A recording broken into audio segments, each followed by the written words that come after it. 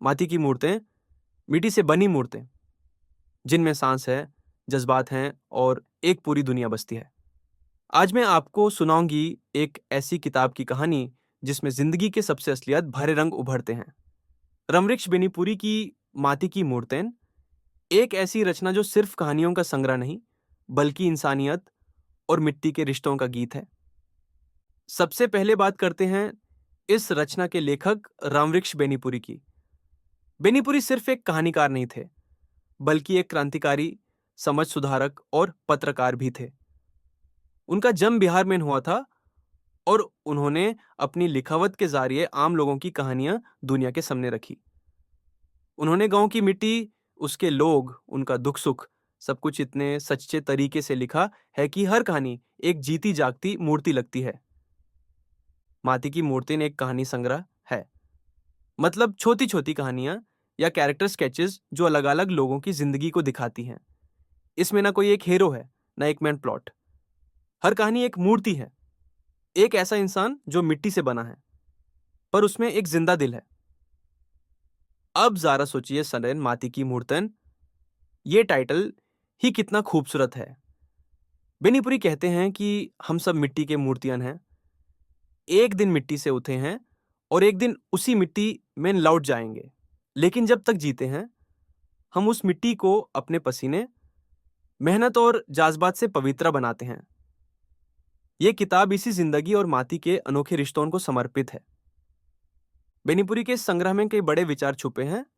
सबसे पहला, गांव की जिंदगी और उसकी सादगी। यहाँ के लोग अमीर नहीं हैं पर दिल से अमीर हैं, मेहनत करते हैं, एक दूसरे से जुड़े हैं और इंसानियत से भरे हुए हैं। दूसरा, औरतों की ताकत। बेनीपुरी ने औरतों को मजबूत, सहनशील और ईमानदार दिखाया है। वो सब कुछ सह लेती हैं पर अपनी इज्जत और जज्बात पर कभी समझौता नहीं करती। तीसरा, सामाजिक असमानता और न्याय। बेनीपुरी बारीक तरीके से कैस्टे, गरीबी और धार्मिक दिखावे पर प्रहार करते हैं, लेकिन उनका अंदाज कभी कठोर नहीं। वो प्यार से, संवेदनशील तरीके से लिखते हैं। चलिए अब बात करते हैं कुछ खास कहानियों की जो माटी की मूर्ति को इतना यादगार बनाती हैं। 1. माटी की मूर्ति, द टाइटल स्टोरी। यह कहानी एक दर्पण है जिसमें बेनीपुरी दिखाते हैं कि आम लोग भी मिट्टी की मूर्तियों की तरह होते हैं, नाजुक लेकिन जीवन से भरे हुए। जमीन से उनका रिश्ता सिर्फ रोजी रोटी का नहीं, एक आत्मा का रिश्ता है। 2. गुलबादन। इस कहानी की नई गुलबदान, जिसका नाम ही खुशबू और नारामियत का प्रतीक है, लेकिन जिंदगी ने उसे सिर्फ कठिनाई दी। फिर भी वो कभी अपनी नेकी और प्यार से हाथ नहीं उठाती। ये कहानी औरतों के सहनशील स्वभाव का प्रतीक है। 3.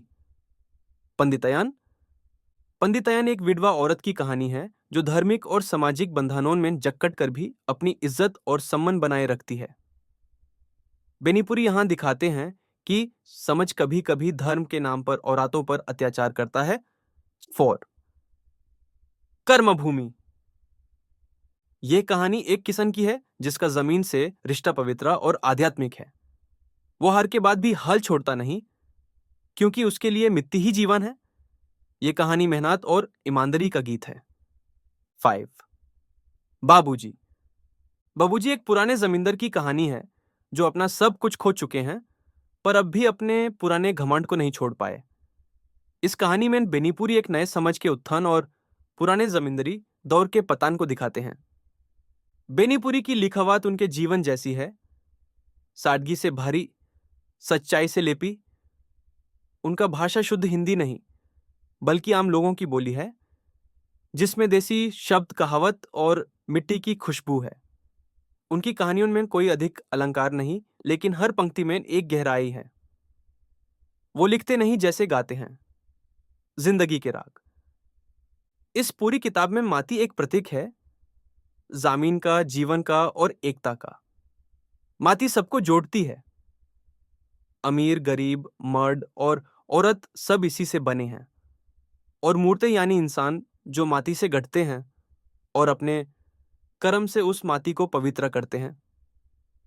बेनीपुरी का संदेश साफ है, असली सुंदरता धन या शक्ति में नहीं, इंसानियत और विनम्रता में है। ये कहानियां सिर्फ 1944 के भारत की नहीं हैं, ये आज भी उतनी ही सच हैं। आज भी हम मॉडर्न दुनिया में रहकर भी उस मिट्टी से जुड़े हैं जहां से हम आए हैं। बेनीपुरी हमें याद दिलेट हैं कि तरक्की तभी सच्ची है जब इंसानियत और संवेदना बचती रहे।